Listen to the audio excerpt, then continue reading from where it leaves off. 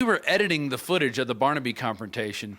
We're finishing it up, and I look up, and I see three guys walk in. At the tail end of this trail of scum was Oscar Bronner, publisher of Der Standard. And I said to you, there's Oscar Bronner.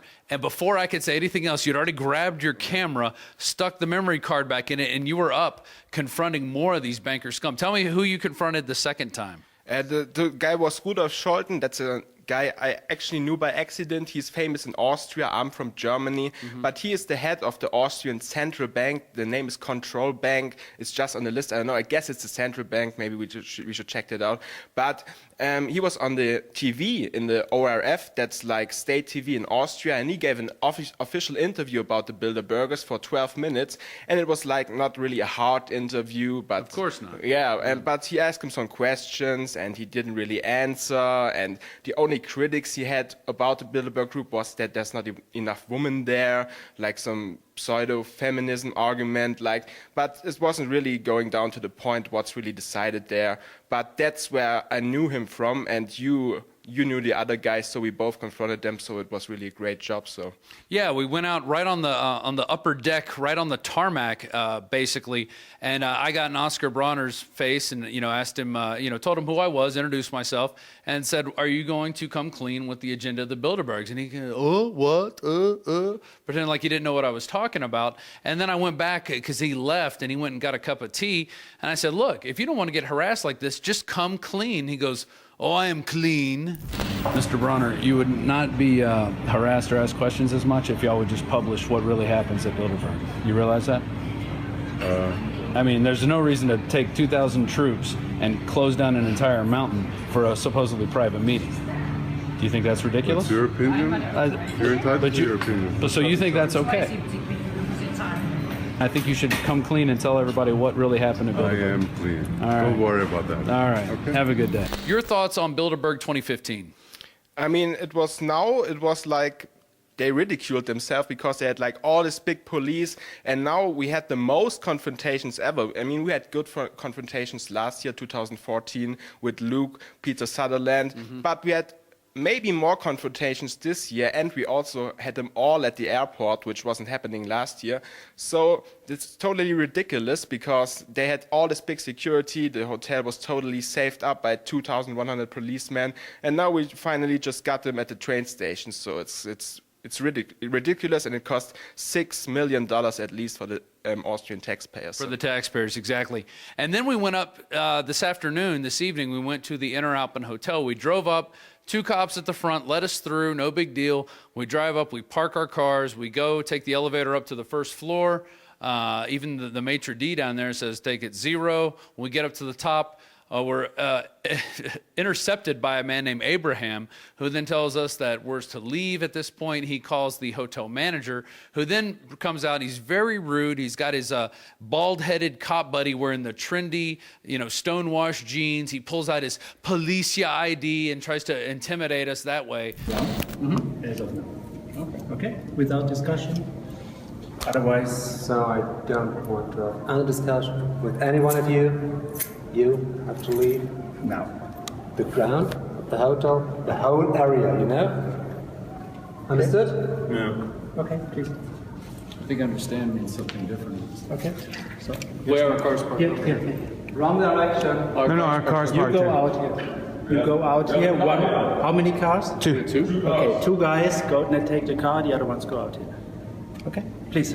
We had a confrontation up on the mountain, up on Hue Munde, with the mountain Alpine police, and they came out of the woods. They took our passports. They took photos of them. They took photos of our hotel. They took photos of our press passes, and then they follow us up to the top, and then they try to tell us where we need to go walk. They said, "Go up, hike over there. Go hike over there." And we're just trying to get a drink and eat some lunch, and I had enough of it. So I started, just basically dictating to them who they're governing, who they're trying to protect, and it really pissed me off. And one of the guys actually got so mad, he goes, "We have no choice. We have no choice." But these people do have a choice. At the end of the day, they can say no. If they all stood up and said, "We're not going to guard these people. This is ridiculous." We haven't that choice. No, you should Be stand quiet up. now. You should stand up for yourselves. No. You should. I'm serious.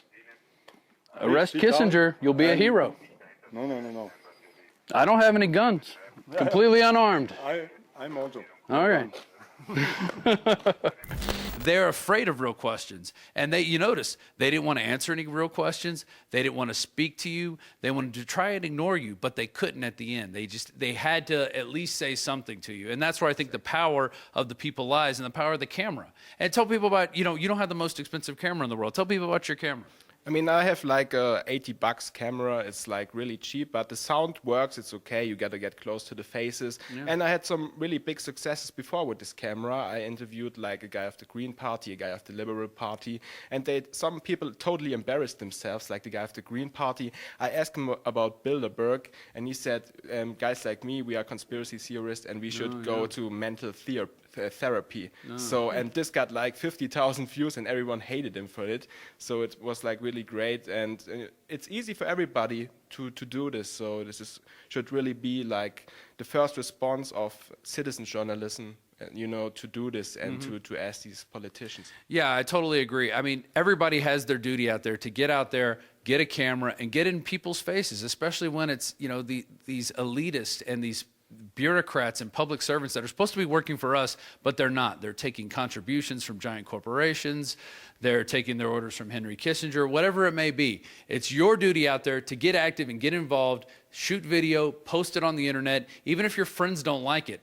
That's not the point. The point is doing what's right. It's not about, what do people think about it, okay? Because that's why we're here. We're not here because people think we're great, especially the cops. I mean, we were looked down upon by the police constantly, day in and day out. Some of the people here, why are you here? You're causing a nuisance. We're not causing a nuisance. We're not setting up roadblocks. We're not putting 2,000 troops on the streets terrorizing hikers, okay? I interviewed hikers from England who were aggressively approached by the police while they were hiking in the woods. Totally ridiculous, total overkill.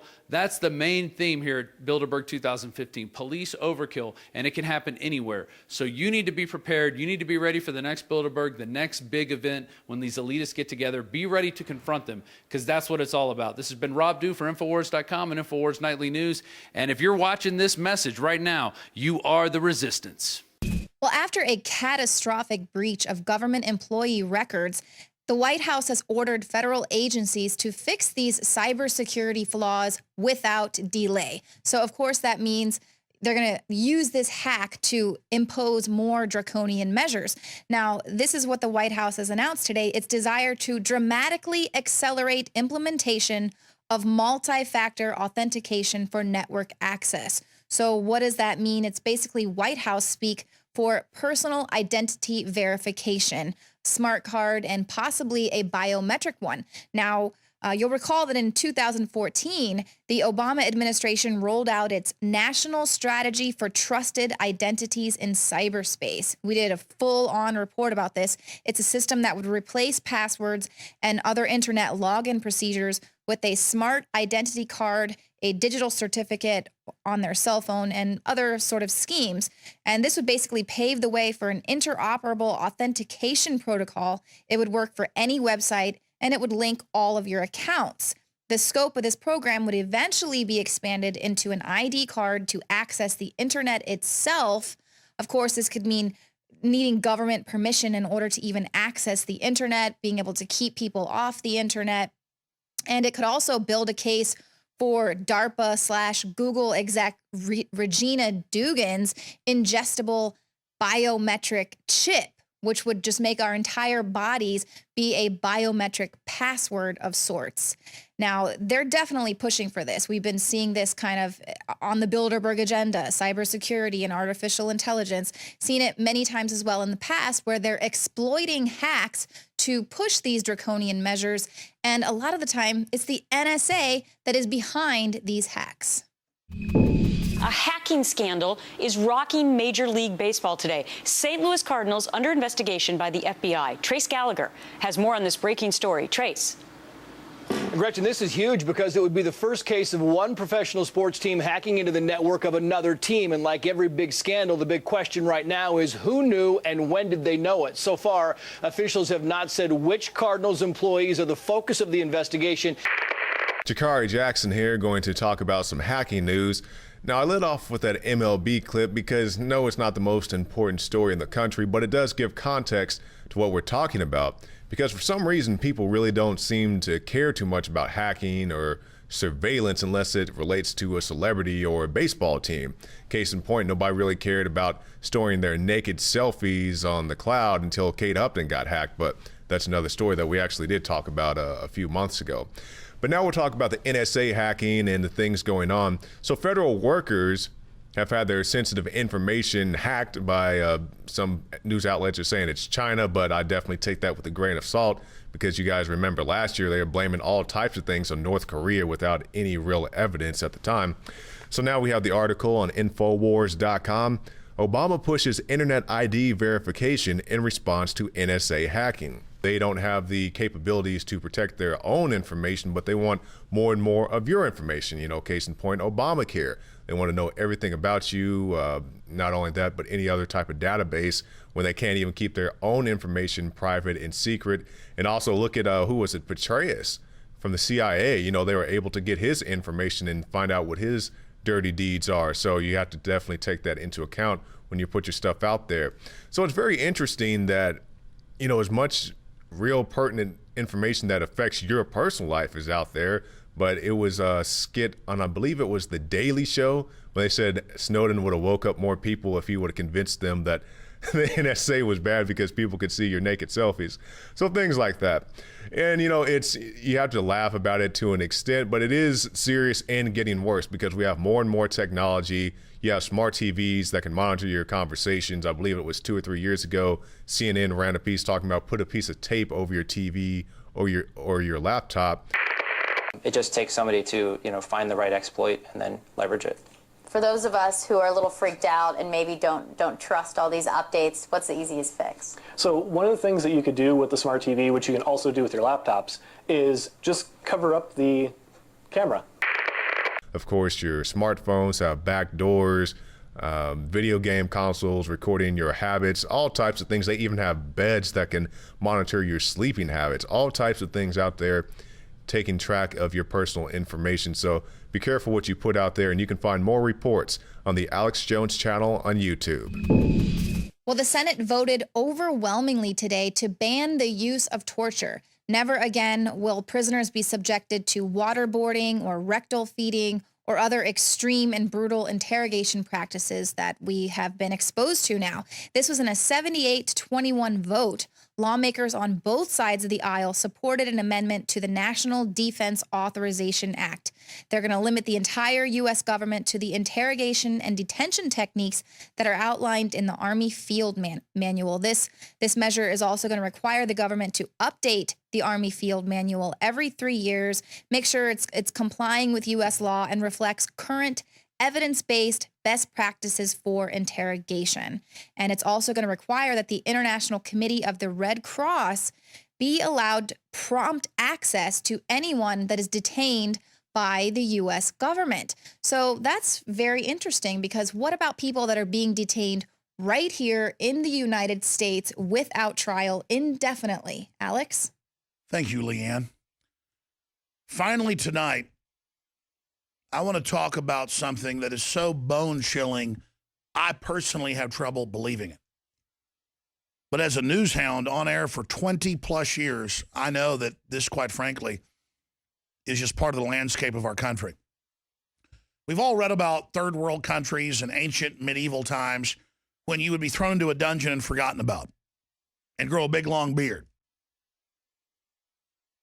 living off scraps of food shoved under the door. But that doesn't happen in America today, does it? Well, the truth is it does. And under the whole police state launched after 9/11, we were told that even American citizens overseas could be disappeared into ghost sites or black sites, and that torture was a good thing to get confessions. Well, now Senator Ted Cruz and Rand Paul have come out last week and called for an end of indefinite detention for citizens in terror-related cases. And that's all fine and dandy, but what about for U.S. citizens in the U.S.